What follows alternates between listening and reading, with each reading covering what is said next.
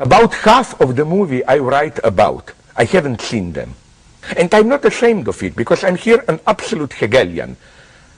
I read something about a movie, or a description, then I develop a theory.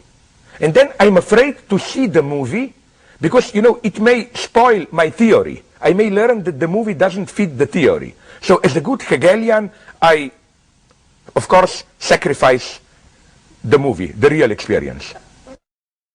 What is the standard definition of masturbation? It is sexual act with an imagined partner. You just do it to yourself, but you do it to yourself and you just imagine, fantasize about a partner or whatever.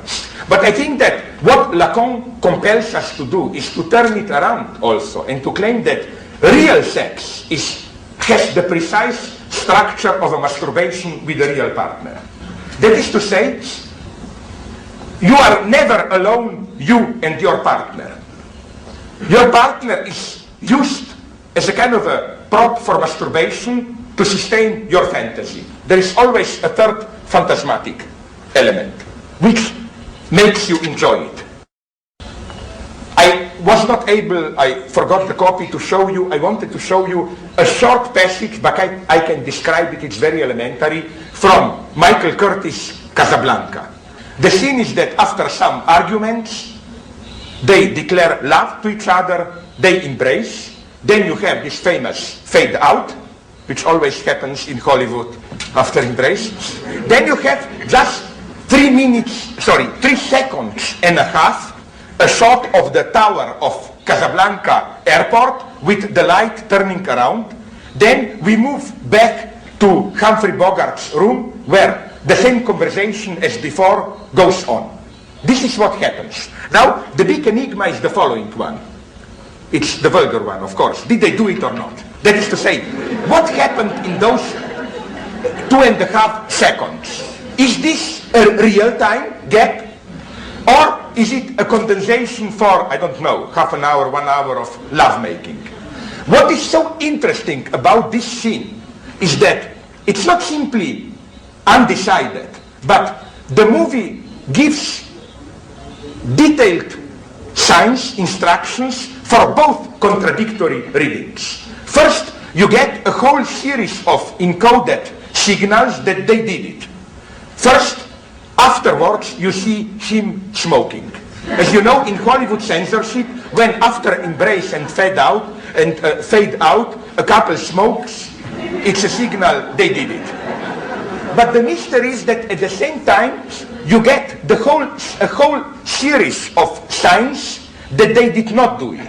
Like they take great care in showing how apparently the same conversation goes on, as if the gap is only really, in reality, 2.5 seconds. This is how Hollywood ideology functioned. It was not simply censorship. It operated on both levels at the same time.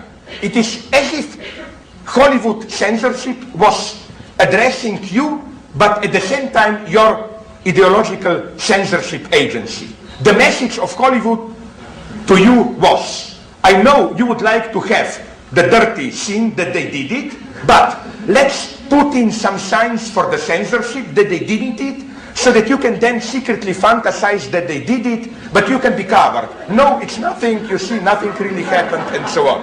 You know, it's both levels. And what's my thesis here? My thesis is that this tells us a lot about how ideology functions.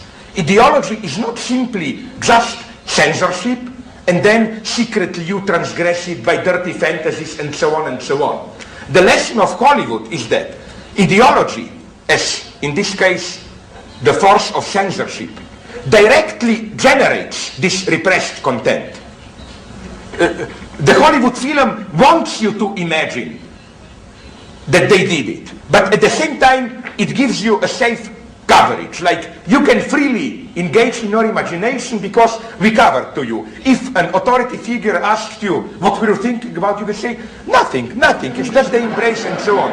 You know, it's the same as here, you know, he saw her naked, one is even afraid to think what he did to her, but what happened? Nothing, where is any underwear and so on, you know, it covers you.